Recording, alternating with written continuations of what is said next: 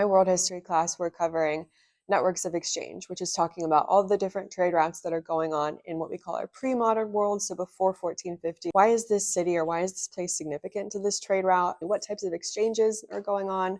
What religions are being diffused? What types of economic transformations are occurring? This project fits in the future ready literate graduate profile competency because we wouldn't actually be able to visit cities like Genève or Gao or Calicut or places like that. This is kind of the next best thing we could give them in terms of seeing these places for themselves and understanding that these places grew to importance and centers of wealth because of their involvement in these trade routes. We're trying to explain the causes and effects of the growth of these trade networks through our Spice Tea lenses. And then for our graduate profile competency, we're using a digital tool like Google Earth where we're actually creating our own map. So we're creating a tour.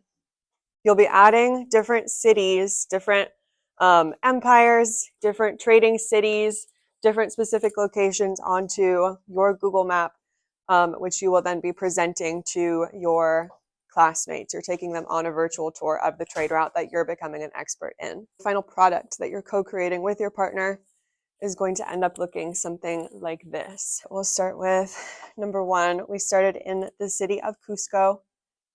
You can see we added pictures to the pinpoint showing you what's going on in this place. For each pin that you drop, I'm looking for 1 to 3 relevant images.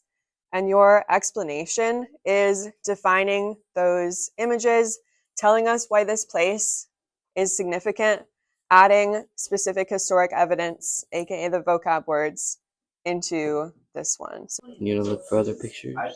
Yeah. Like what cities could we use? Are you probably the one from China? Where it's talking about China silk? Or no, the Swahili people. Oh, this goes all the way down here into Indonesia. It goes all the way to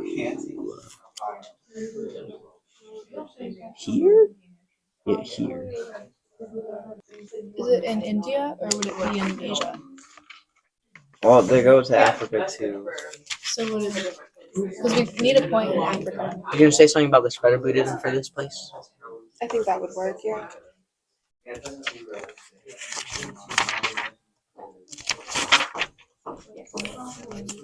you should write what happened and why it got destroyed. So the Buddhism was spread to this location through the Silk Road by Buddhist monks or Buddhist merchants. Kashgar was a Central Asian city where the Western and Eastern Silk Roads met. So this was like kind of the main spot where trade happened from the East Asia to like Central Asia and going to Europe.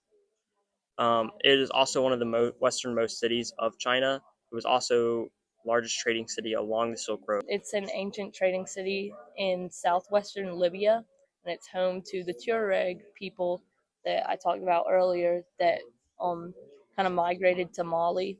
Mecca is located in the Middle East and is an important cultural site for Muslims because it is the birthplace of Muhammad, and therefore the Islamic faith. Mecca also contains the Kaaba, a black stone building and the most sacred Islamic shrine. I feel like it's really helping us to be able to learn how to research properly and to find good sources that are good to use for presentations. And technology is obviously progressing very quickly, so it's good to know and learn about all of these different things that you can use, especially for in the future. It'll be good to just have that knowledge and be able to know how to use that for your advantage and to use it effectively. Doing these projects this way, using this digital tool, Google Earth, allows kids to have kind of the most authentic experience we can, where they get to see what all of these different places look like, and they get to practice the skills of giving that tour to their peers. I'm really impressed with hearing them kind of sharing their knowledge, not just embedding it into the digital platform, but also speaking it out and making sure that their classmates understand. So it's super intentional the way that they're created.